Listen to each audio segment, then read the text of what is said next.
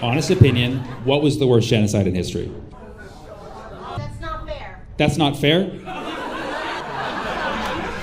Oh, hey. Let's not fight each other. Is there anything that I haven't talked about tonight you would love for me to talk about?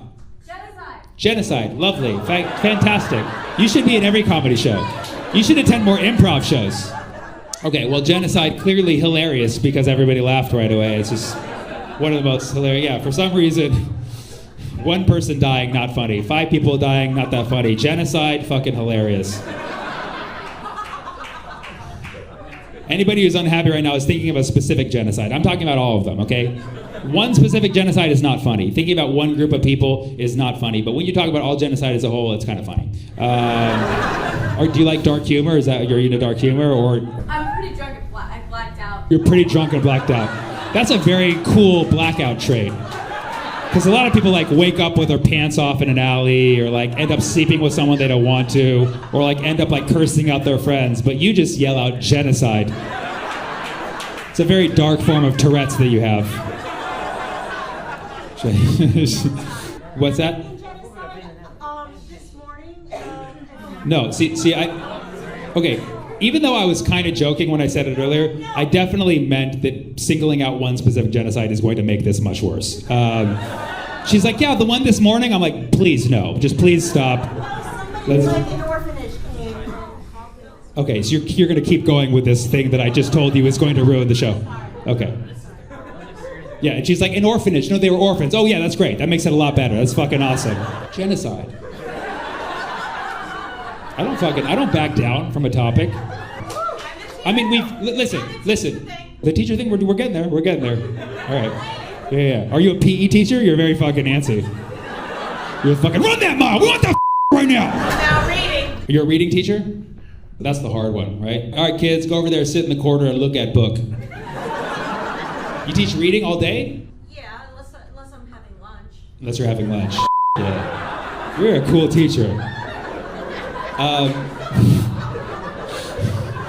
That's a good point. What grade do you teach reading to? 8 to 10. It's like a delayed middle school, is that what it is? Actually, a lot of my students are Middle Eastern, and they read. A lot of your students are. Beautifully. So it's not a middle school, it's a Middle Eastern school.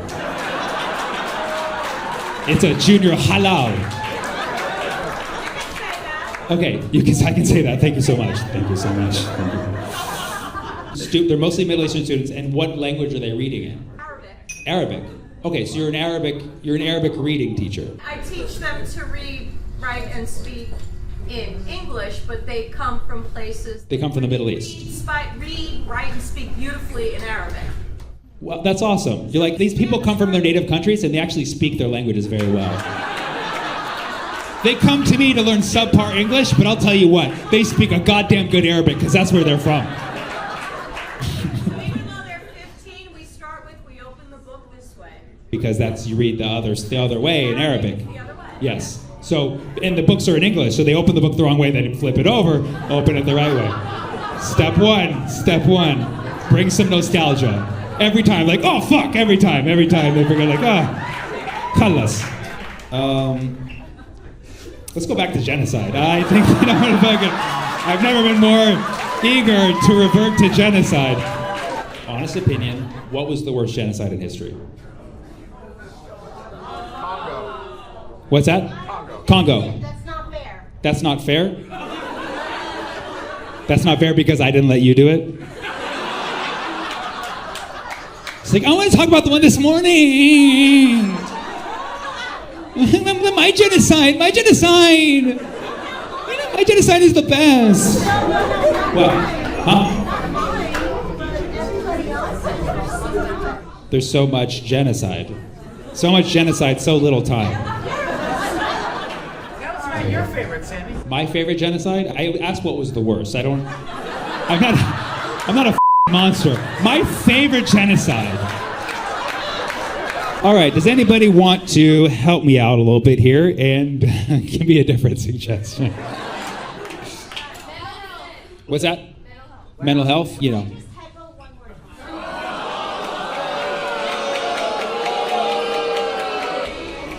My mental health is suffering right now. I need help. I'm officially checking myself in after this show. Okay. Oh, hey. Let's not fight each other. Okay. We don't. It could be your day. It could be your birthday, and you really want to talk and let it out. It's not And you my can. show. It's not my show. Yeah.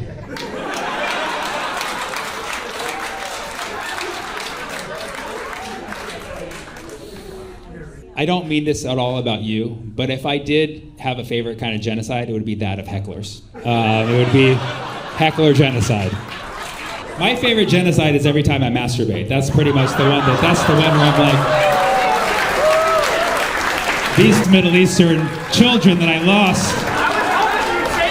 As a Jew in the world, how am I supposed to walk the streets? Hey everybody, New York Jew here, and today I'm going to teach you how to walk the streets of New York. So what you got to do, in case you forgot, you take your right leg and you walk forward like that, then you take your left leg and move like that. We're Jews who support Palestine. Of course, I use Alhamdulillah, Inshallah, and Wallah. Hey! Did you make the shawarma? It's delicious, man. Oh. What if I threaten you guys? Just hear me out. I hope that you get cheated out of your overtime. How about that? Maybe you could just try calling the guy? Jacob Berger. Yes, sir. Welcome, man. Thanks so much for having me on the show. Of course, man. Thanks for all the letters asking to be on it. Yeah, I know. You finally responded, man. I had to make some calls. Yeah. So where you from, man? Born and raised here in New York City, from the Bronx, and I lived out in LA for 4 years after I went viral with my comedy and moved back here to New York like 2 years ago, and I've been loving being back here in New York. New York is such a big part of who we are, especially as performers and entertainers. I'm sure you can attest to the New York comics and stuff. They're badass, man. Yes, they're scary. Yes, They're scary, but we're they funny, bark. I stay out in California where it's safe. Right. Well, that's debatable. That's debatable. I would say the people. I remember because like downtown LA is like a scary place. Like I grew up in New York around homelessness, but down there, I remember last time I was in LA, there was a guy in the corner just swinging a knife. We had some gangsters out there. Yeah, and when Sammy says he lives in LA, he means Glendale. Right, So- of course. Yeah. And then I did a comedy rap video. Funny enough, it was called "I'm a Jew." It was to Meek Mill's "I'm a Boss" in 2011. And it didn't go viral like I go viral now, but it did like a little bit. It was like posted about by like Barstool Sports and stuff. So I was like, okay, like maybe I got something here. So then I did a couple little TV gigs, one of those like reenactment shows, like the murder porn kind of things where it's like I was like a strip club DJ and get seduced by this woman, I kill her husband, kind of like those reenactment shows on Discovery. So I was like, this is nice. And then basically I joined the industry and started working in major TV and film like within 3 years. And because I've seen you on some. You've been on some like network. Yeah. I was most recently on The Idol. I've been on Power. I've been on a lot. I've like over 20 some on major TV film credits. So that's primarily what is my primary focus. The social media thing came out of the blue. That was not an expected thing. Because hip hop's always been a big part of my life. And back when Trump won the presidency, I remember we were just all kind of just in shell shock as liberals. Like we couldn't believe it that like this happened. And at the time, Bad and Bougie was like the hot song at the time. So I was like, let me do a Trump parody to Bad and Bougie, and maybe that'll put a smile on people's face, make me, make him look like a buffoon as he is. And it went viral. And then from there, I just started making content. And then, 7 years later of doing social media, it's like been an incredible journey. Yeah, man, you've been killing it on that TikTok and Instagram. Yeah. And TikTok's become like the primary platform. So I've had to clean up some of my content a little bit. I can't be as racy as I once was on Instagram. Are they I mean, because I get censored a bit on TikTok, but I don't know the extent of it. No, I can't post anything with like women on TikTok. Like really? Any like a hint of cleavage, like a whiff of booty, like they take it down. It will get taken down and stuff. But now I'm in a place where I've had enough viral videos where I have a TikTok manager. It's like the total opposite of experience of Meta. Like I can actually call someone and be like, hey, this is going, like if there's an issue, like, oh yeah, we got that, don't worry, as opposed to Meta that's like give two shits about their creators. What was your role on The Idol? Were you a strip club DJ? No, I was security in the first episode. I had a nice scene with Eli Roth where he's coming in and we just have like a little funny little repartee back and forth because I was supposed to be in the season finale of Euphoria season 2. Sam Levinson had cast me in it, and long story short, the second day in of the shoot, they were running out of time, so they cut my scene, but so they ended up remembering me. But unfortunately, after October 7th, like Sam ended up becoming a crazy, super nut Zionist, so I had to unfriend him and block him because I was like, he was posting the most nuts, like, just Hasbro type BS. Yeah, you know, I mean, I see you know a lot of people from the industry. So you had like a thing with Michael Rappaport. I saw. Yeah, funny enough, we used to be friends, me and Mike. Like I always been compared to him. I kind of look like him a little bit. You know, we're the New York hip hop Jew kind of stuff. And it was funny when I went viral because through my friend Loopy, we ended up going. He was doing when he first started doing stand up probably 7 years ago, and then I got to meet him. And I've hung out with him multiple times. I met his wife. Like like I know him. Like you know. And he's not all that boisterous kind of attitude-filled guy. I don't know if you've had any experience with him in the room, but he's not all like that. And so that's why when I saw the way he acted once October 7th happened and just doubled down on the hate and the Islamophobia and everything, I was just like, this is nuts. So it's very, the internet is having a good time. You don't think that's really, I mean, you think he's playing up that I think it's more about ego than anything else because he's like me. He's a cultural Jew. Like he doesn't go to temple. He's not kosher. He doesn't observe the Sabbath. Like most Jewish people in America are like Reform Jews. Like I say New York City Jews. So we like shiksas, which are non-Jewish women. Like good deals on things, like Seinfeld, like just when he's like Larry David S type Jew, like So that's why it's so disingenuous where he's suddenly become like found Judaism and all this stuff. Like it's just I think it's more about ego and they doubled down, like they made their bets and then they gotta lay in it. Was your family pretty like? Did they go to temple? Did they do Sabbath? Did they do no, I mean, like most American Jews, I grew up going to Hebrew school from the age of preschool till I got my. Well, actually, I didn't have a bar mitzvah at first because I was like, didn't really believe in structured religion at 12. I was very ahead of my time and stuff like that.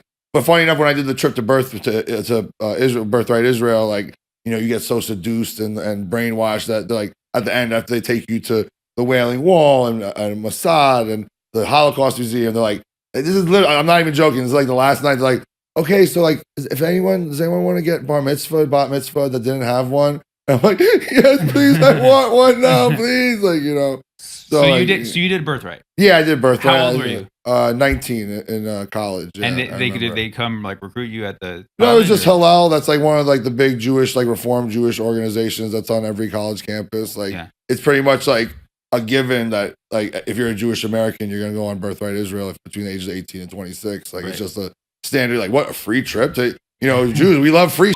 Like, so you're gonna save a buck, So, and so, what's your experience like? You went for like a week or what? Yeah, you go for a week and stuff. They bring these hot Israeli soldiers on with you and stuff, like, and they're all like into us because at that age they're all soldiers, so they're all have boring lives pretty much, So American men, like, we're very interesting to them. I didn't hook up with any, but they bring a couple girls and a couple guys for the Jewish, because. At the end of the day, Birthright is all about making Jewish babies. It's all about like us finding our. It's a big Jewish singles night, basically, is what it is. But I remember going. I have a very fond memory of going because the first day you go to Jerusalem, and they were like, well, first of all, this was back when Young Jeezy was very popular, and I wore a "Can't Ban the Snowman" T-shirt at the Wailing Wall. I was pretty sure I'm probably the first human being to do that at the Wailing Wall, so I was proud of that. But they were like, guys, whatever you do, like, don't go into the Arab section. Like, stay in the zone. You know what I mean? Like, when you're in Jerusalem, but of course, I'm a 19-year-old guy from New York. Well, you don't gonna tell me what the do. I'm gonna go to the Arab section and see what's up.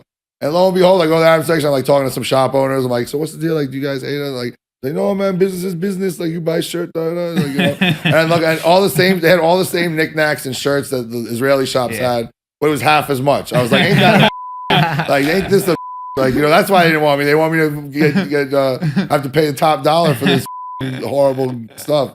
But it's just there's a very active effort to make American Jews feel this allegiance to the state of Israel, and it's very insidious, especially because like me, my family is from Eastern Europe, Russia. Like, I know where my family came from. Like, it's crazy that there's people that look like me who think they're more Semitic than Palestinians. Like, that's just absolutely insane. Right. So. Yeah. So when did you become a jihadi? Allah Akbar. Yeah, I mean, so like I was saying, it's something that we always knew about, but I think October 7th it was a flashpoint where we're like, now we can't be on the fence anymore. Like, we have to, there's no more like kind of ignoring this and stuff like that. Because, it's always put us like, oh, Israel is the safest place for Jews. Like, how is this a safe place for us? Like, if we're like, you literally took people's land. Like, I would argue that it makes us less safe and creates more anti-Semitism, that sort of attitude. So you converted like October 7th. Had my shahad? Yeah. No, I wouldn't say convert. I mean, I spoke out the very next day. I posted a story about it, and I was viciously attacked. I had people from high school reaching out to me, like, fuck terrorists, like, how dare you? Like, I mean, you said something about the occupation, right? But, You said I said the very first day. Yeah. And then like a week later, I made a statement, and ended up going viral on TikTok and Instagram. I got like 1 million views, like just kind of explaining the history of Palestine, Israel, about like, putting into context, like, because, like Zionists would make you believe that, oh, they just hate us because we're Jews. Like, that's stupid. It's the same thing. If it was the French that were in Palestine, they'd be fighting the French the way they did in Algiers or Tunisia. Like, it's not about religion. It's about land. It's about occupation. And being that early is interesting to me because I remember when October 7th happened, the PR was definitely, I was, I had a parachute and everything. We were doing a show with Sammy. It was a somber moment here in New York City. Yeah, yeah. We were in New York, so we were just hiding out in tunnels. It hadn't sunk in at that point. People were not, because we didn't actually. I mean, we actually still don't know exactly what happened that day, but like it didn't fully. The story didn't fully unfold until like the next few days. Yeah, and so everybody was just kind of like, what? Yeah. And I do remember like when it happened. The public goodwill was towards the Jewish side because the media was like, like Palestinian terrorists parachuted into a music festival, took hostages, and killed civilians. Yeah. So you speaking out that early pro-Palestinian, that's a gold star. Well, right? I mean, I'm not here to get a pat on the back, but like I saw right away sort of what was happening, the narrative that they were starting to put and stuff like that, and the demonization of the Palestinians and the way they started bombing civilians right away. I just knew that like I needed to speak up. Like I could not remain silent. Like I was literally like laying in my bed, like I need to say something. I cannot be quiet because I'm a Jewish American with a huge platform. And like, if at the end of the day, if anyone's going to change the way America deals with this whole thing, it's going to be the Jewish Americans that like put it at the forefront. Like it's on us, like to try and make something change. So, I this is bigger than me now at this point. Like, I have no ifs, ands, or buts about. Like, I understand what the danger I put myself in by doing this. Do you feel like it's affected like acting opportunities? No, funny enough, I've worked more in legit TV film this year than other years. So, not really. I mean, they've tried. They hit up my representation, and my representation basically was just like they already follow me on social media. Yeah, they know what I'm about. So your reps are cool with what you do. Yeah, I mean, as long as all they care about is that my booking work. I had 2 auditions today. I did for major TV shows. Like, great.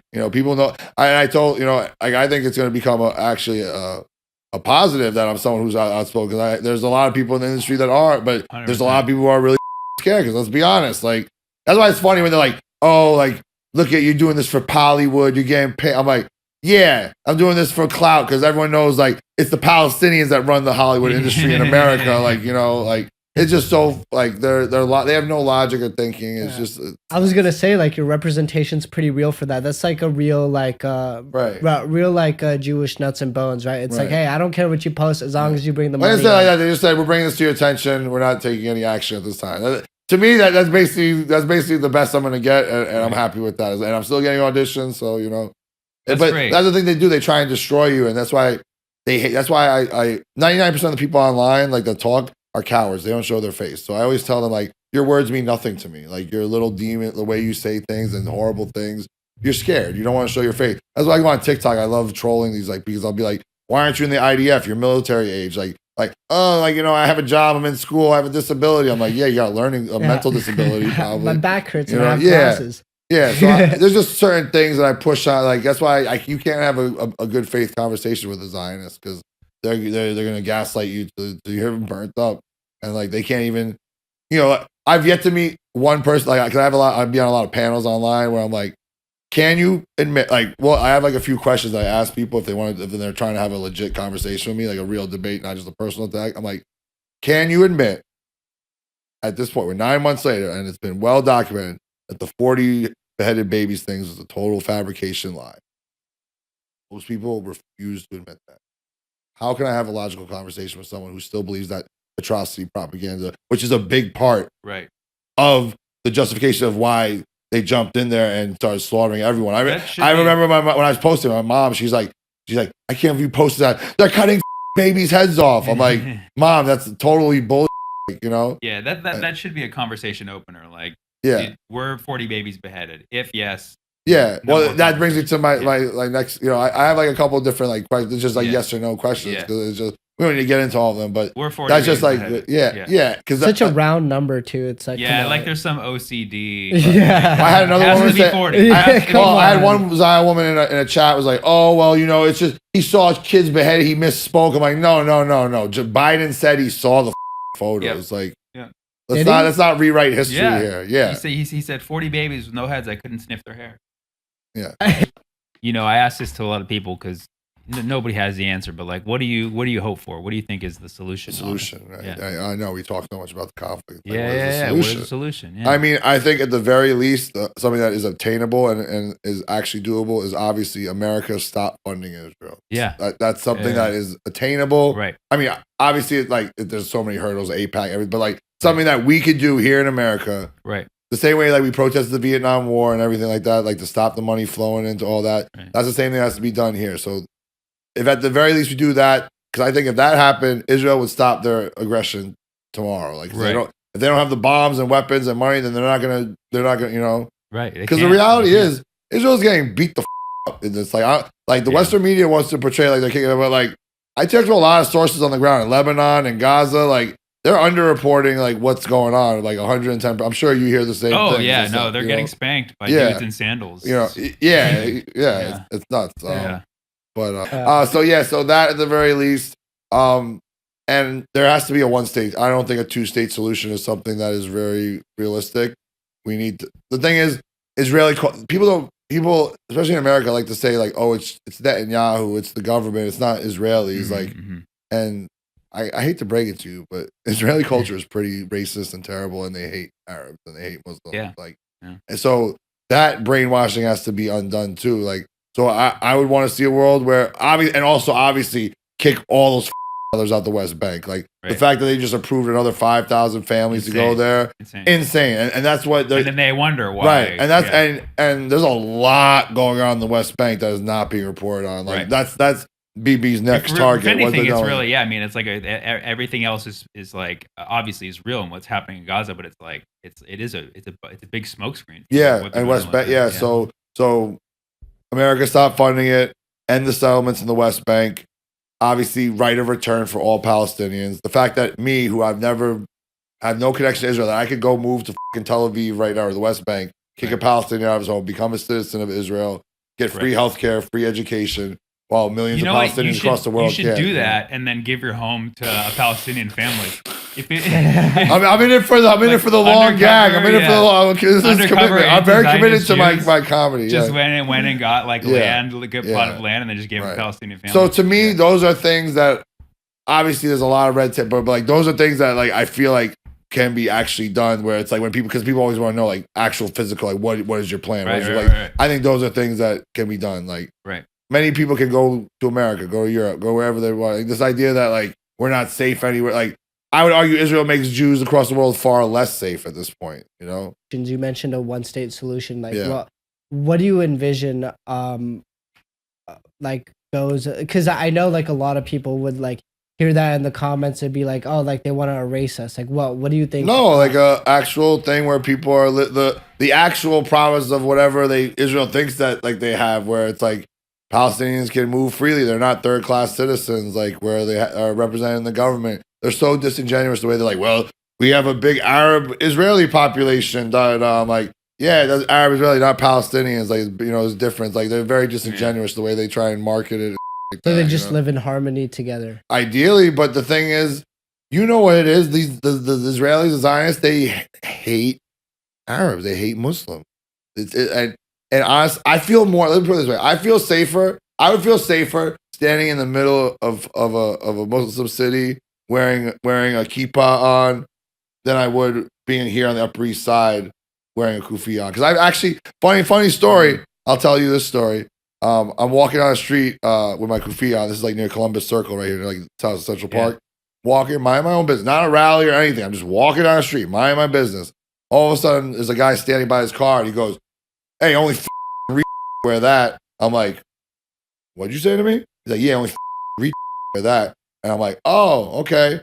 Take my phone out, I start recording the thing, and then he's like, I'm like, what did you say again? And basically made him go viral. And like his brother, he owns this financial company. His brother's the president. He's like, he's mentally ill. It's always mental illness when they get caught, you know, being racist. Right. But the reason I bring it up is because, you know, Jews, we always talk about, like, oh, it's not safe. Like, it's so ironic. It is so ironic. The first, as I'm talking to my camera, it is so ironic. The first time that I experienced a hate crime is because I'm wearing a kufiya and not for being Jewish. For like that is like, if that isn't the universe like telling me like what I'm doing is right, then I don't know what the fuck is. Like, you know, when you get a hate crime, you know you're in the right place. Yeah, I was just so shocked, bro. I was because you know like I'm a white guy. What kind of like you know oh you cracker like it's not gonna sting like but like I was like what. Literally the fashion police, right? It's like for your fit. The funny thing was he had no shirt on. He was wearing like leather pants, so like maybe he was mentally ill a little bit. You know, he was like flexing his muscles in the video projecting. And shit. Yeah. You know? What do you think about these people who spread, and including the media, but like who perpetuate the narrative that these pro-Palestine marches, these encampments, they're all anti-Semitic, and you know, I mean, obviously, like we know what the truth is, but like as somebody who goes to them actively, like what do you tell people? What would you say to people? I would say it's all sort of Western media. I mean, I feel more in touch with my Judaism in the last 9 months than I've probably ever felt in my life. You know, sort of, and having people interested in. Like I remember going to the encampments. I went to like the ones here at CCNY and NYU. And like it was during Passover, like we literally had Passover seders at the encampments, like that was crazy. Like that's why it's like so preposterous when they say like, oh, it's not safe for like literally half of the crowd is usually Jewish people like me, you know. But they hate us because we destroy their narrative of this is some anti-Semitic, you know. Anytime we're at a rally, the violence comes from the Zionists who come there to counter protest to try and get some shit on us and the cops. It is not us looking for violence at any point. I'll shout a guy down. I love on them, Lord knows. But like, I'm not gonna swing first. I'm not looking for violence. But they come to purposely try and antagonize us, to try and get a viral video, to try and farm clip us and stuff like that. Right. You know? Speaking of viral videos, I know you're like in the space, so you've probably seen a lot of the content. And you're from New York, so I saw something on like a New York subway. You mentioned how typically at these rallies, it's counter protesters trying to antagonize and incite violence. I saw something on the subway system where there were Palestinian supporters and they were asking people on the trains like, oh, are there any Zionists? No, that was my boy. I was on that train car. No, because we were doing a rally at Union Square and the cops were basically ready. They thought we were going to march like down south, like from there. And they didn't. We all rushed the train that day. Like, so what you don't see from before that is a rush of 1,000 people. The cops literally punching us like because there were people hopping on the turnstile, they're trying to arrest people, opening the emergency exit. It was pandemonium and stuff. And we finally got on, and we were just like, we were sitting in the station for probably 20, 30 minutes. And that guy, he's part of, you know, he was just like saying, like, he was joking, like, hey, you any signs you want to get out? Like, we're not doing anything. Like, it's just, but yeah, we're like, Israel, Zionism, like, you know, it's just letting it be known, like, you know. And yeah, but you can see how people would consider that, like, not helpful to the cause, right?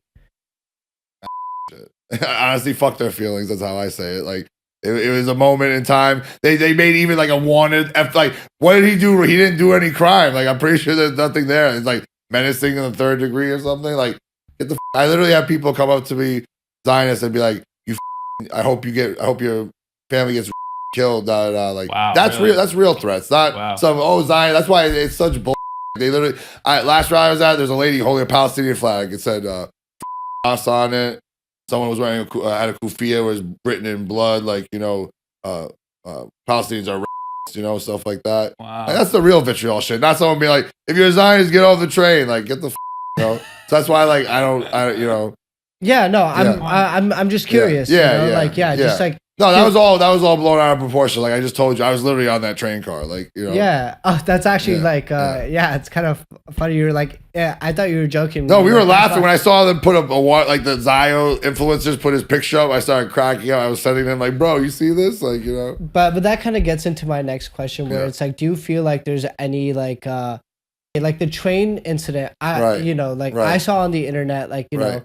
a lot of like, you know, hate towards like, you know, like the cause. And because it's not necessarily the most productive message like out to the world, and it can get blown out of proportion and things like that.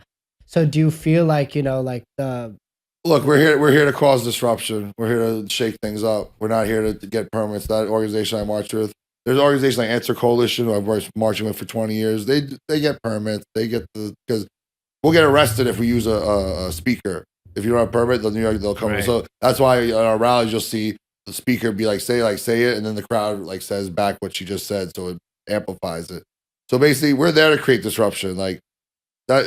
How do you think revolution happens? How things change? Like, you know, you can't just like protest isn't supposed to be convenient. It's not supposed to be easy. It's supposed to create havoc. You know, it's supposed to create conversation. Like I look at what people went through during the civil rights movement, like, you know, with water hoses and dogs after them and getting killed. Like, you know, we're in the early stages of that. Like this is the first year of something that's going to take decades. Like this is a long battle. This is not happening overnight. Like this is, you know, look at Vietnam. It took 10 years. Civil rights took decades. Like, so we're at the forefront of that. And you're going to see more and more disruption. I mean, you look at some activists that went to weapons plants and caused damage there to try and stop bombs being sent and stuff like that. The fact of the matter is there has to be radical action, and it's not. And the fact that Biden and all these people just continue to send bombs, like, you know, it's just the world's at a boiling point. You know, it's like, how much more can we take? You know, right. So to answer your question, not enough disruption. Yeah. No, and that's fair. And I'm just trying to like ask you like popular counterpoints, just so like you can like, you know, educate. Yeah, no, for sure. You earlier said like, oh, you know, you said I don't deal with Zionists or like waste my time or like, you know, talk to Zionists. Productive. But let's say you were, you know, you have your one last ditch chance to like reach them, or somebody who's like a soft Zionist or on the fence. What's your message to those people?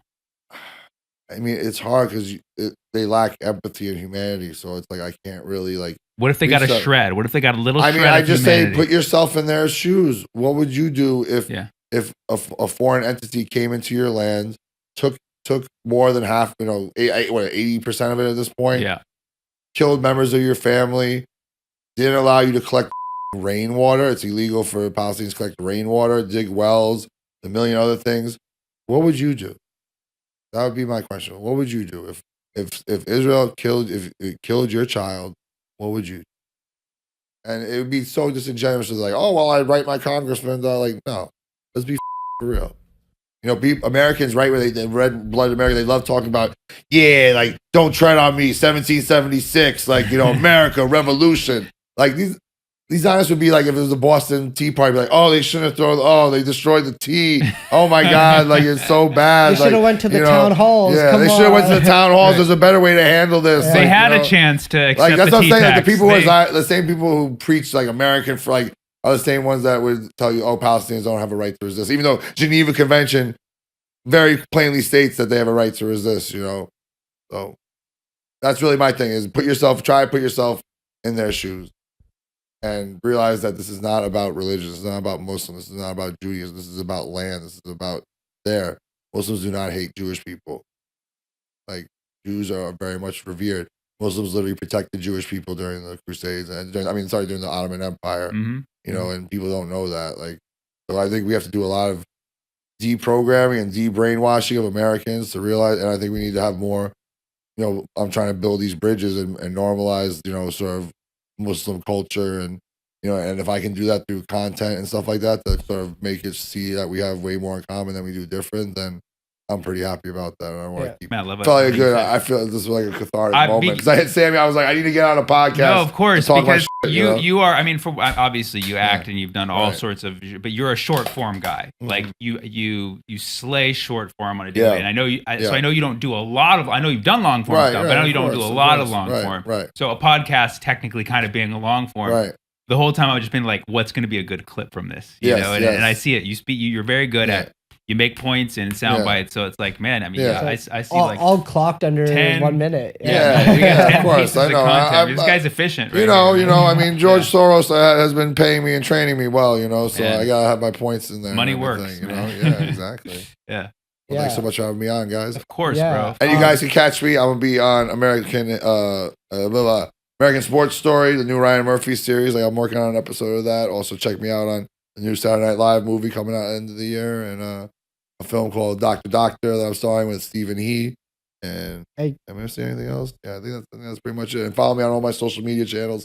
Jacob Burger Actor. It's Burger with an E, not a U. No Jew spells with a U. Before we actually send you off, do you want to sign us off with like 16 bars or something? 16 bars? Do we have any music? All right, let's do acapella. That's true. Okay.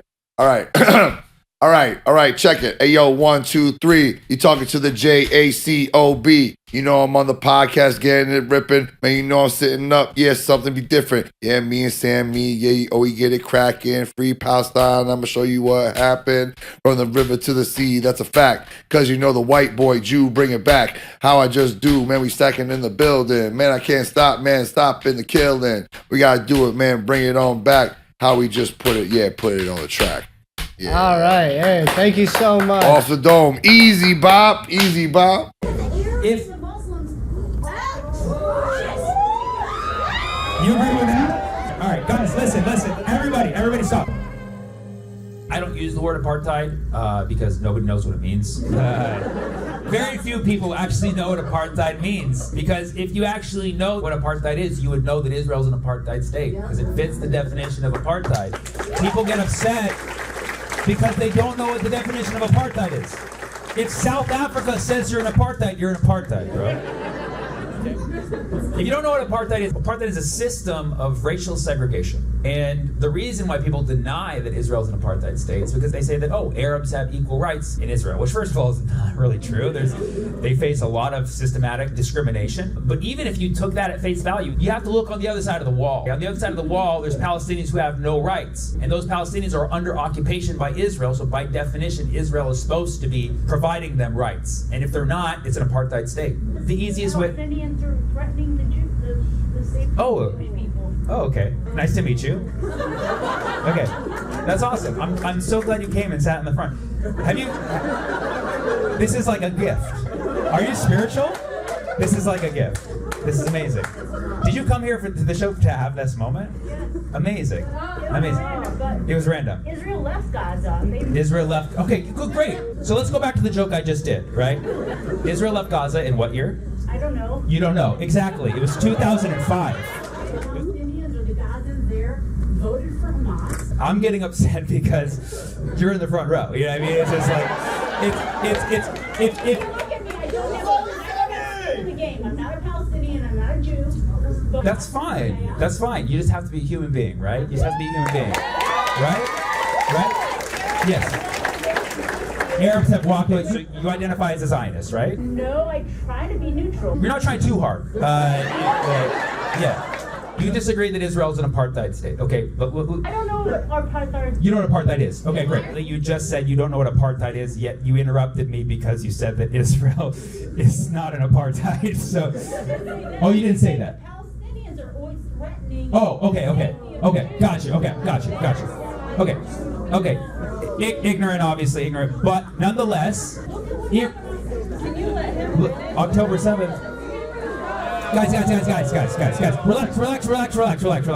Trust me, this makes for a better show. We'll get to all those things you said in my bits, but here's the point.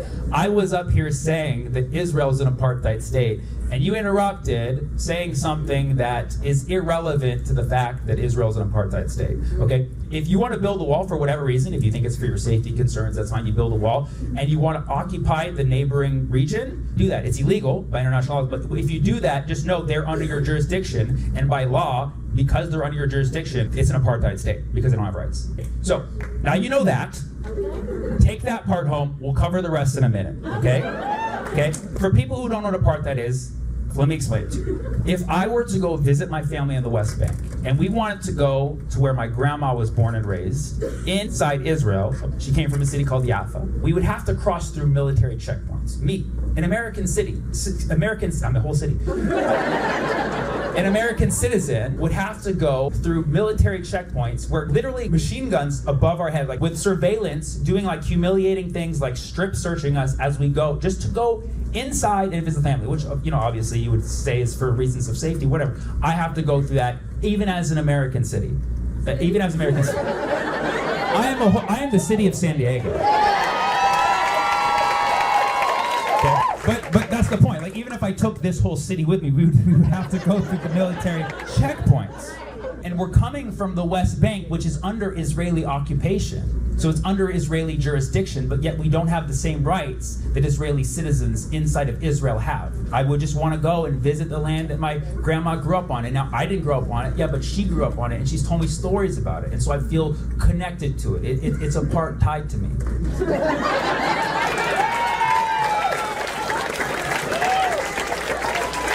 She got it. She got it. You got it. You got it. Okay. Okay. Okay. See, this is fun. Okay. Okay. I perform for people who agree with what I'm saying, and I perform for a lot of people who don't. I tour everywhere. I get a lot of heat for the things that I say, but most of it's online, so I feel safe. One guy DM'd me, he's like, Sammy, does your tour fund Hamas? And I was like, first of all, how did you know? Secondly, no, I'm not involved with the transferring of money to Hamas. That's more of Netanyahu's thing.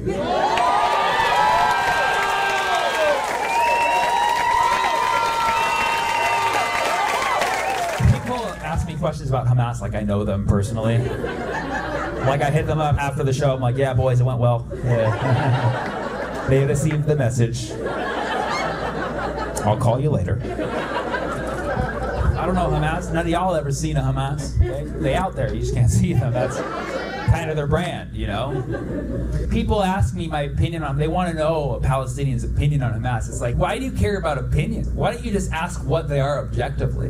And I'll tell you that. Hamas is a resistance group from Palestine. One of many, many resistance groups from Palestine, because Palestine has been under occupation for decades. And that leads to the formation of resistance groups. It's not unique to Palestine. It happens everywhere. But there's a reason why you know about Hamas. Because Hamas was chosen. It was Netanyahu's favorite. Netanyahu allowed cash infusions to flow into Hamas from Qatar in order to make the two-state solution impossible. This is not a conspiracy theory. It is soundbited on the internet. The Israeli regime under Netanyahu has this love-hate relationship with Hamas because it's their proposed enemy, but they built it up. And they even came up with a pet name for it. They call it Hamas for some reason. We don't know. Arabs, this perplexes us because we have the Cha sound too, but it's not in that word, so we don't know where it came from. They let this money flow into Hamas, they call it Hamas. So we're like, where'd the K come from? They paid for it, apparently. The problem is, the mainstream media was able to push this narrative onto people like you and I, that the people of Gaza, for some reason, are complicit in what's going on, that for some reason they deserve what's happening to them because they, quote, like you said, they voted for Hamas. Let's unpack that statement. They voted for Hamas. All of them, even the babies, crawled out to the polls, scribbled in Hamas, got their little green lollipop and went home. Half of Gaza's population is under 18. Okay? So, because of a high birth rate, yes, this is partially true, because of a high birth rate. Also because refugees have been pushed out from other parts of the region into Gaza. That's why there's a lot of people there. But yes, the Gaza birth rate is high. Some people often say it's only one or the other. It's actually both. Palestinians be doing it. Survival. If you don't believe me, look up Gaza birth rate. It is high. They voted for Hamas. Half of the population is under 18, which is already a minority of people. You already know that less than 50% of them voted. So it's like extremely inhumane to say they voted for Hamas, this is what they want, when half of the population isn't even of voting age now, okay? Because did anybody look into that election? 17 years It was one election, and it was in 2006. Do you remember who you voted for in 2006? No, because it was a midterm year. Nobody gives a right? Nobody remembers who was on the ballot in 2006. And so let's unpack this trope even more, because if you look at the statistic, half of the population isn't even of voting age now, meaning like 75% of the population wasn't even voting age then. And then within that 25% of the population, 40% of the people who showed up to vote that day voted for Hamas. That's of the people who showed up. Let's say 80% of the voting population showed up. So that's 20% of the total population now, and 40%. What's 40% of 20%? Come on, you may not be on the side, you gotta be on the side of math, right? It's 8%. At most, 8% of the people living in Gaza voted for Hamas. So do you understand how up it is to say they voted for Hamas when literally it was just 8% who voted for Hamas? Right? Let's think about that. It's racist, right? Why is it? It's bad math, correctly. I mean, yeah, like bad math usually leads to racism, right? Like think about racist tropes we have here in the United States. What's a racist trope? You want to give me one? You're good at them, so you want to give me one? And it's a comedy show. We're all very accepting. We know that you don't actually feel that way, but just give us one that we've heard before. Or who wants to give you one? Who wants to give me one? Women of color are all on welfare. To go out there and say that women of color are all on welfare, when if it was only 8% of them, still, a lot, I'm sure it's not that much, but that would be fucked up to say that.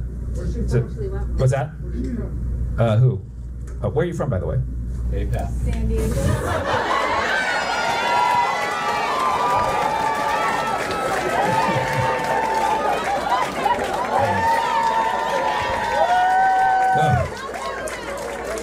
That's a lot to unpack. You know what I mean? Okay. You're from San Diego.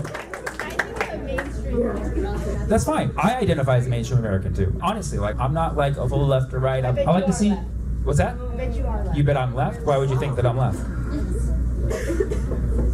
I have 17 guns at home. Okay? That's not a threat. That's not a threat. That's not a threat. I didn't vote for Hamas. But I have 17 guns at home. That's funny. She's like, you look like a lib because you care.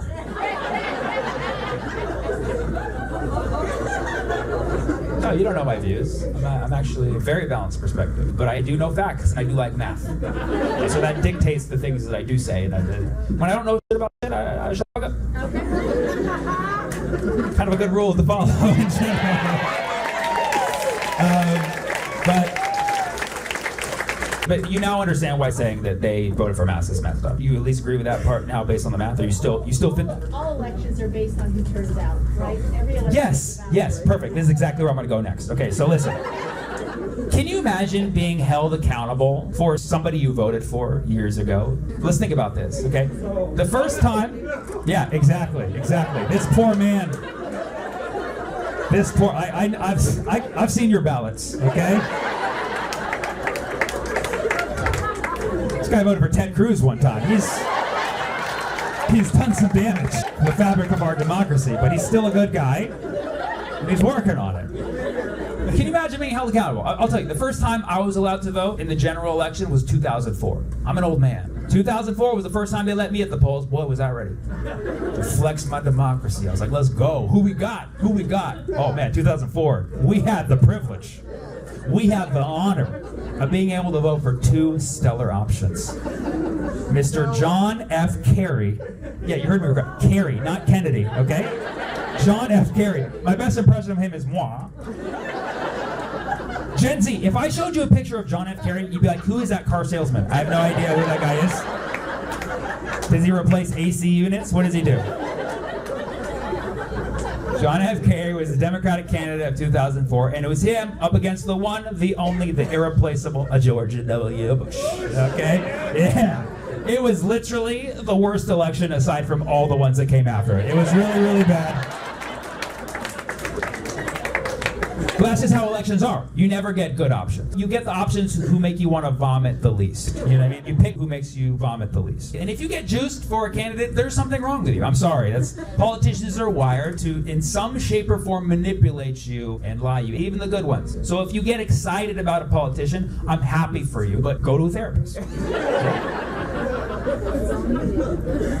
Now that was who was on the ballot in 2004, okay? But America, like you're right, it's about who the population votes for. America, we're a strong country, we're a wise country, we're a moral country. Don't look it up. But we saw those options, all the options in 2004, and collectively we came together and we did the right thing. We said enough is enough, 4 more years of the W. We saw the economy tanking, heading towards a recession rapidly. We saw war in the Middle East. We saw, 9/11. We're like, fuck it, let's see what happens. Just 4 more years. We voted for him a second time. Well, technically a first. But we wanted 8 years of back-to-back Bush. Now, I don't know if you know about the W. Okay, but he did not do great, okay? In fact, he did some bad. If you don't know about the bad things that W did, make some friends from Iraq, okay? They will make it very clear to you. Be ready for some cursing, okay? Because he messed up Iraq. For real, man. Like, people from Iraq, they hate the W, they hate his dad, they hate the whole Bush dynasty, okay? They've even banned bushes in their yards, okay? It's only trees and grass in Iraq, no bushes, okay? They're all clean shaven down there. They hate the Bush. Can you imagine? I know this is tough for mainstream Americans, but can you imagine that Iraq somehow got the capability to invade America? Perhaps with the help of a local proxy. I won't name any names. I'm not going to tell you who it is. I ran from that option. Let's say they got together the military capability, but they could only afford to invade one state, so they choose Wisconsin. Okay? Yeah. So they touch down in Wisconsin, start bombing indiscriminately, cheese everywhere. Okay? They're blocking aid via Lake Michigan, no deep dish getting in. Right? And they're just targeting poor, innocent Wisconsinians. Like, oh my gosh, golly, like everywhere you go. And I happen to be in Kenosha, Wisconsin that night with my shit luck. I'm performing at the Chuckle House Kenosha, the nation's worst comedy club, at the worst time. And the Iraqis touch down to invade. And I'm no hero. I'm gonna run. I'm not gonna defend you, okay? I'm gonna go home to my 17 guns. I'm gonna run from the Iraqis. I'm gonna run down an alleyway, and they're gonna chase me. And I'm gonna run, and I'm gonna run, until I hit a dead end. And I'm just gonna have to turn and face them. And when I have to turn and face them, all I'm gonna be able to say is, why? Why? Why are you doing this to me? Why are you wreaking this carnage on me and all of my people? We did not do anything to you. Why are you doing this to us? And then they're just like, because you voted for George W. Bush in 2004. Like,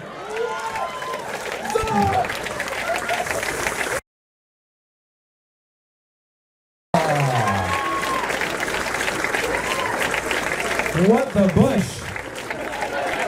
Like, you're still thinking about that? And I'm like, no, I didn't vote for George W. Bush. I voted for independent candidate Ralph Nader! And they're like, yes, but everybody knows a vote for Nader is a vote for Bush. Like, come on, man. And there's just further proof that no matter where it is, the two-party system sucks ass. You are literally spitting out straight up APAC talking points. No, she's not. You don't think so? She is. I think she's making a lot of really good ones. Whoa! Apparently they come in APAC. Not all people do talking points. I agree. Yes. They're also talking points. I appreciate she has the courage to speak up. Yeah. It's very complicated and it shouldn't be minimized and patronized to people that are really struggling with the important issues that you're taking. Exactly. I think we all agree on that. I think we all 100% agree. Yes, that's true as well.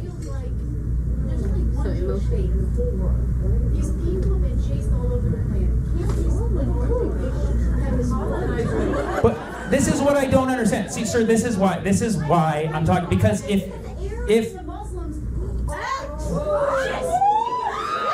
you agree with that? The Arabs and Muslims are atrocious. Do you agree with that part? All right, guys, listen. No. Everybody stop. Everybody, quiet. This is my show.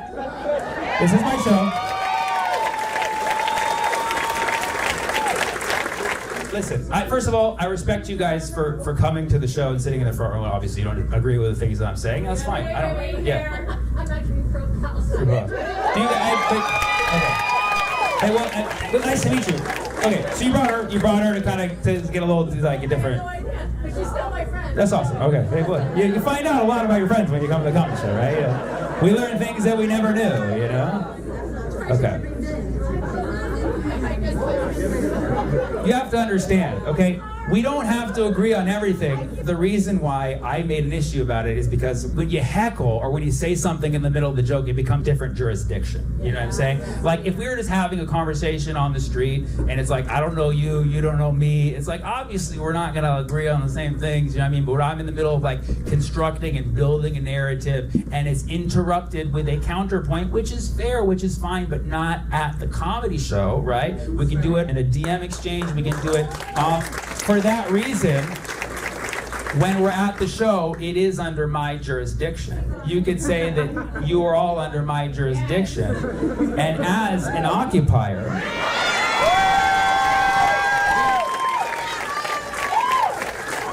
it is my duty, specified under international law, to take care of you, okay? And so that's why, with love, I say all of these things, because I think you're great. I think that you do strive for balance, and I think that you do want to see the nuance and look in the perspective. But I think that you also were saying a lot of things that people here who know a lot about the situation and are clearly biased towards Palestine have heard these sound bites used perpetually to defend the stripping of human rights of an entire population of people. Please, I speak what I think is justice. Everybody has their own opinion of justice. I speak on what I think is justice. By the way, don't call me a social justice warrior. Please, don't call me a social justice warrior. I prefer social justice jihadi.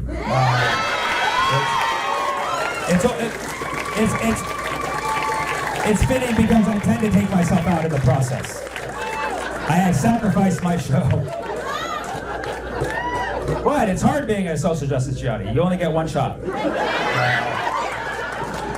Thank you so much, San Diego. I love you. Someone has to save us all from World War III. I nominate the college students.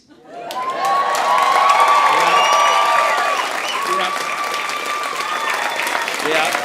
I was having a conversation with an old classmate from high school because I forgot to make myself not searchable on Facebook. And he was like, Sammy, what do you think about these college protesters? I said, I think they're doing the right thing. They're standing up against genocide. They're standing up against war. Sure, there might be an occasional straggler who's not related to the movement. And just like usual, the media will hyper-focus on them. But the overwhelming, vast majority of these students, they are using their First Amendment right to protest for a good cause. And I find that quite refreshing. It's a breath of fresh air. He's like, well, it's illegal. I'm like, then it's a line of cocaine. The most potent comes from Colombia. He's like, well, they're trespassing. I'm like, dude, if I pay $60K in tuition, I can sit in whatever bush I want. Do you understand me? If they are trespassing, then give them their money back. Like, what did you think was going to happen? For years, you told these kids they had no future job. You told them they were useless, that they were addicted to social media, that they were going to end up being homeless. Well, now guess what? Living in tents in front of Harvard. That's what you get. You get what you wish for, okay? And this guy's like, well, they're just a bunch of woke kids using hate speech. I'm like, which one is it, all right? You can't be anti-woke and anti-free speech. That's like saying, I'm a morning person who hates breakfast. Like, no, that's your thing. Don't. He's like, well, they're anti-Semitic. I'm like, dude, these protests are mostly being organized by Arab and Jewish students. That's the most Semitic thing you've ever seen in your existence. Arabs are Semitic too. Did you know that? Didn't go to college? Got it. Okay. Have you ever seen a Passover Seder with keffiyehs? Nah, bro. This is pro-Semitism. And he's like, yeah, well, they're un-American and they're terrorists. I was like, do you know why they're protesting? They're calling for their campuses to divest from Israel. He's like, what's a divest? I'm like, that might be the problem. But you just asked me, what is a divest? To divest is a form of boycott. Last I checked, boycotting, the most American you can do. It's actually how this country was founded. If the founding fathers had tents, they would be out there at the college campuses right now, fully supporting. Maybe 3/5 supporting some of them, but majority supporting. Yes, and they're not terrorists. They're not blowing themselves up with vests filled with explosives, which would be another form of divest. This is America, and these institutions, whether public or private, do have the right to support Israel. But then why are they going to be mad when other people are trying to settle on their land? Are you against settling or are you for it, colleges? Make up your mind. But, of course, Biden had a solution for all this. Biden was like, we need to calm these protests down. I'm gonna ban TikTok. Like, wow, you just sparked the whole revolution. Good job, Joe. And then the colleges are like, all right, guys, if you're not gonna behave, fine. All your classes will be on Zoom. And they're like, yeah, dude, we won! Yeah, they say the revolution will not be televised, but it will be on Zoom, apparently. Little Gazas are disgusting cesspools of anti-Semitic hate, full of pro-Hamas sympathizers, fanatics, and freaks. Hell no, to the no, no, no, hell to the no. College students are out there protesting. The government and media are talking so much smack about the college protesters. Calling the encampments Little Gazas. Little Gazas. Which is like a great restaurant name, for sure. That's, I'm definitely gonna open up a Little Gaza.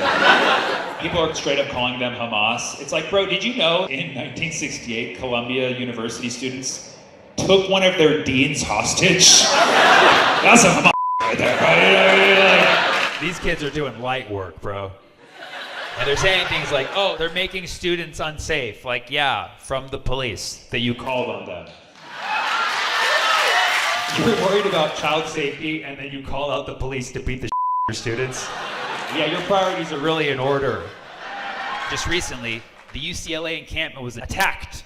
A mob of counter-protesters came in the middle of the night. They launched firecrackers and they just started pulling down the barrier of the encampment, just started pulling kids out and literally assaulting them. To me, it was like, once this video circulates, it's gonna be very, very clear. These kids are very peaceful and they're literally getting attacked by outsiders. But there's people actually defending those aggressors, saying, no, they're defending themselves because these students are occupying the campus. And I'm like, so you're saying that they have the right to resist?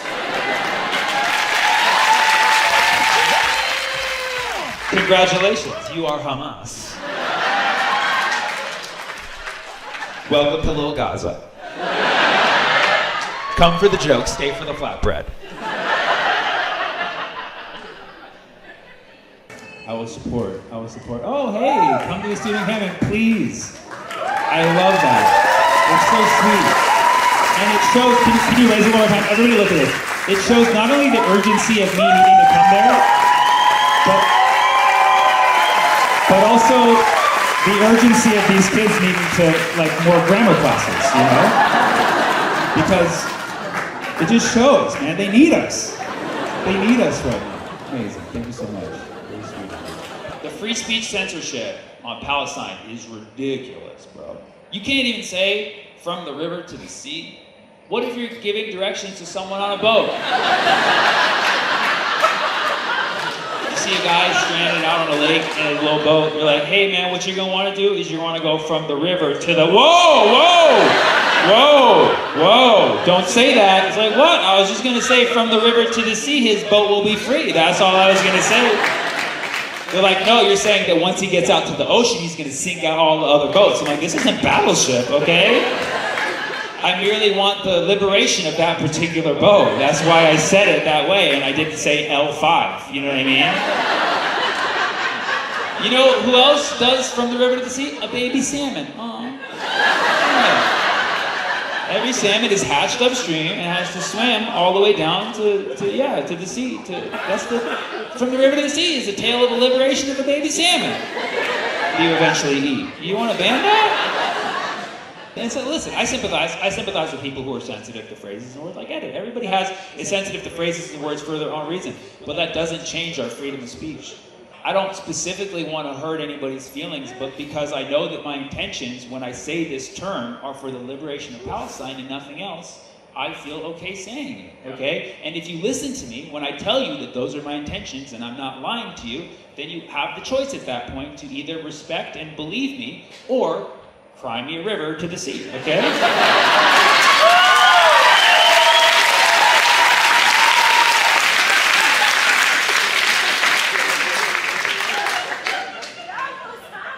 So good. It's so good.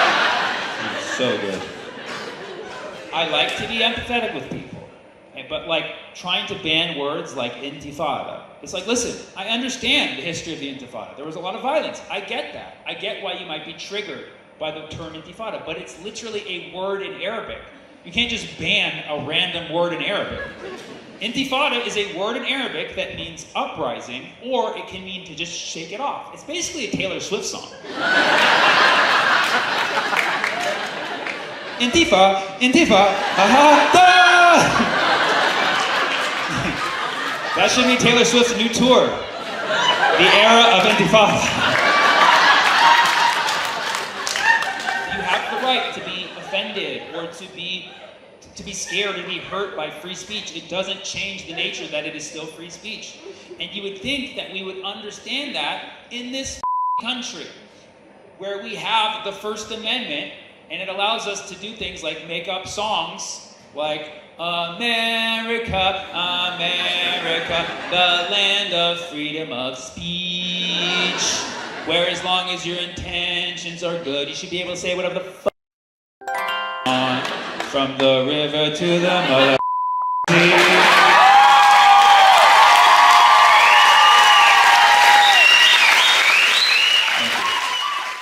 I posted a joke about Israel because it was funny, and this account trolled me. This account had a profile picture that was a Pokemon, so you know he's legit. And Pikachu said, criticizing Israel is anti-Semitic. To which I said, why? He said, because Israel is a Jewish state. And I said, well, did you know that Israel is 20% Arab? So can't I 20% criticize Israel? Also, last time I checked, I'm an American, which means I can criticize any country I want. Yes. In fact, that's what we do best out here. We criticize countries we don't even know anything about. I think this is a basic human right that should be allowed across the world, that people should be able to freely criticize any country that they don't agree with the actions of. This is as simple as it gets. I don't see why there should be any disagreement. Do you guys remember in 2022 when Iran cracked down on its people after the massive protests? Can we all agree that that was an oppressive act by Iran's government and that was horrible and we should condemn that? We can all agree that, right? We can all agree. See, that's Islamophobic, okay? Because Iran is a Muslim country. Do you see how that's silly? That we can't just take the national religion of a country and use it to conflate criticizing a country with hate of that religion? That's so silly, okay? If we can freely criticize Iran, we can freely criticize Israel, okay? They're both countries in the Middle East. They both start with an I, okay? Sure, one's known for carpets, one's known for carpet bombing. I'm just saying, I can make that joke because it's only 20% of my set. I want to make it very clear. I'm against anti-Semitism. A lot of Palestinians are frustrated that we constantly have to prove that we are not anti-Semitic. Trust me, you talk to any Palestinian, we've been asked 1,000 times. And I don't get frustrated. I actually love it. I love proving to people that I'm not anti-Semitic. I'm like, no, come here, I love you. Like, I'm here to love, okay? I get aroused just thinking about it. Actually, I get aroused thinking about how much I love Jewish people. I love the Semitics, as Trump would probably say. I love the Semitics. Yeah, I'm not anti-Semitic. I am pro-Semitic. I support Semitism. Yes. You know how pro-Semitic I am? I'm so pro-Semitic that I am Semitic. Yeah, you didn't know? Arabs are Semitic too. You didn't know that, Pikachu? How can I be Semitic and anti-Semitic at the same time? Do I just equal to zero? What is some matter, antimatter shit? It's like calling a tomato anti-fruit. It's like, I'm fruit too. Yes, if you didn't know what Semitic means, Semitic refers to Semitic peoples. Semitic peoples are people who speak Semitic languages, and the three main Semitic languages are Hebrew, Arabic, and Aramaic. So unless you know Jesus Christ directly, the Semitic people that you know in your life are Arab and Jewish people. Those are your Semitic friends, okay? Check in on your Semitic friends. They're not doing too well right now, okay?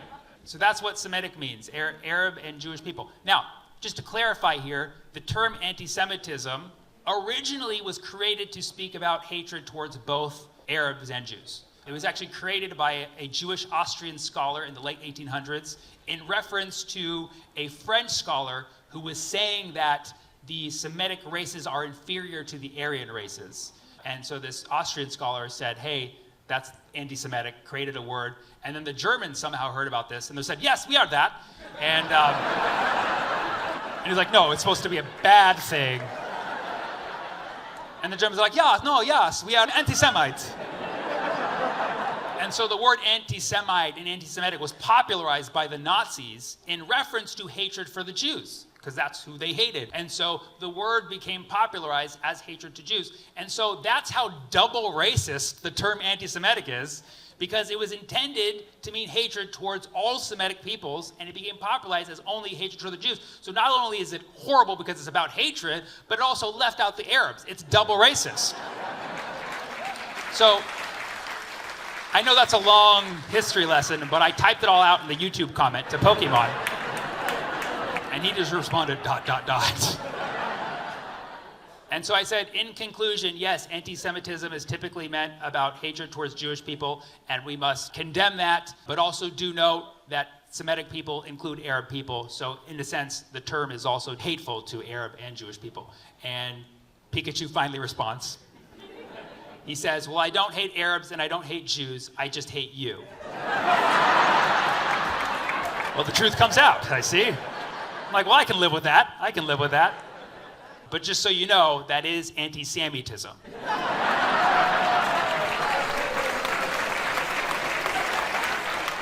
Anti-Semitism. There's a genocide going on in Gaza, and if you're not entirely sure that it's a genocide, look up the definition of genocide. And if you still don't think it's a genocide, you don't understand how definitions work. The word genocide upsets a lot of people. People are like, no, it's not a genocide. And you're like, why? You're like, because it doesn't feel like a genocide. Oh, is that how we go by now? What you're feeling, it's a genocide. So much so that South Africa has tried to charge Israel with genocide. If South Africa goes after you for racism, you know you don't up. And they're making their case, but I think they could have been a little more aggressive. The only mistake I think South Africa made was they didn't hire Cat Williams as their prosecutor. And this motherfucker's fake, and this motherfucker's fake, and this motherfucker is an industry plant.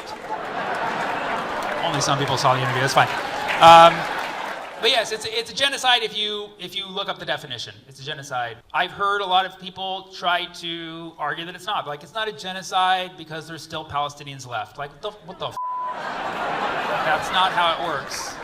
The worst thing I heard was, oh, how is it a genocide if the Palestinian population keeps increasing? You're like, first of all, how do you know that? You're clearly tracking the population, which sounds like somebody who would commit genocide would do.